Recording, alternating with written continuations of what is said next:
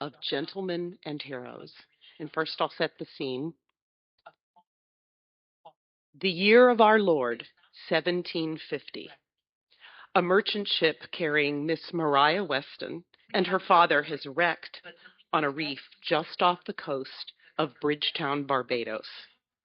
A smaller ship called a cutter has sailed out from shore to rescue any survivors. We had no choice but to leap as best we could from our ship onto the cutter's deck. Papa prepared to hand me over, whilst the other man reached out to receive me.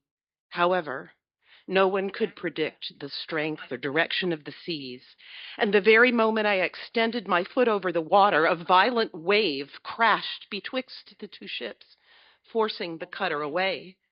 Both the sailor and I lost our balance. He staggered back, but my momentum propelled me forward as my father's grip on me failed. I flew overboard into the churning depths. Although I had little hope of survival in the open sea, I fought to save myself, kicking off my shoes and circling my arms in an attempt to keep my head above water. Nonetheless, in spite of my desperate efforts, I could not remain afloat. Salt trickled into my mouth. Swells lashed my face, and gravity's tentacles refused to release me. It was all over, I knew. However, it was not the Lord's time to call me home. With no warning, a man's strong arm wrapped around my waist, startling me and restricting my movements. When instinct took over and I struggled to free myself, his voice in my ear commanded, "Relax, trust me." I obeyed without conscious thought and allowed him to hold me close as he battled the waves. At length, he maneuvered the two of us alongside the cutter, and I was hauled into the boat by rough and tenacious hands. I collapsed on the deck, my sopping hair freed of its pins and falling over my face like a veil, whilst my rescuer, too, was pulled aboard. Voices and footsteps sounded around me, though I paid no attention as I concentrated on every miraculous breath. But before long, someone grabbed my shoulders and pulled me onto a bench. I coughed, hiccuped, and cleared my nose with an indecorous sneeze. Then I raised my eyes. A man sat beside me, as soaked to the skin as I. His long dark hair still bound in its leather queue, he peered at my face. But he was not the sailor I had seen before. Nay, with his chiseled face, deep blue eyes, and broad chest, he was without a doubt the handsomest man I had ever seen. "Oh, you're all right, miss." I pushed my bedraggled, saltwater-soaked hair off my face. I am. He looked over his shoulder and gave the order to return the boat to land. "But my father!" I clutched the man's arm in a panic. "Where is he? We cannot leave him." "He is aboard." I spun my head. "Where?" "See? There." The man glanced aft. "Your father is well, I promise." I glimpsed Papa huddled in the stern, and my shoulders sagged. Oh, thank God. The man grasped my arms and disengaged them from his own, but his strong hands did not release mine. Instead, he wrapped my fingers in his. "I fear there are no other survivors." His tone was grim, yet gentle.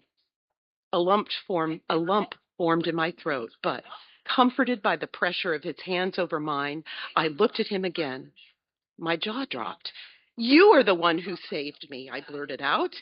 "You dove in after me, did you not? Right into the ocean. I've never met anyone who can swim. Not even sailors can swim." He gave me a wry smile and shrugged, releasing my hands. "I taught myself as a lad. It's a useful skill." "I'm sorry I resisted your help at first." I felt my cheeks burn. He shook his head. "It's human nature to panic in a crisis. Nevertheless, you did the right thing to heed my instructions. If you had not, it would have been a fatal error." I shuddered. "Sir, I owe you everything. How can I ever repay you for saving my life?" "A simple thank you is more than enough. Although," he added, raising his eyebrows, I would appreciate knowing your name. Ooh, how very good looking he was, and how I must resemble a house cat caught in a downpour. I am Miss Maria Weston, and you are? Captain Adam De Winter, at your service. His eyes sought out mine, and I recognized in them comprehension and sympathy. But he stood, and without another word, left me alone as our boat plowed through the sea. Soon Papa joined me on the bench, enfolding me in his arms. Grateful we were both safe, I laid my head on his shoulder. But for the rest of the ride into shore, I couldn't help myself. Ever so often I stole a glance at my deliverer, who had resumed piloting the cutter. Once he caught my gaze and nodded at me. My heart quickened its beats, and I found myself thinking that, whilst of course Papa had always been my protector, today I had met another courageous hero, the magnificent Captain Adam De Winter.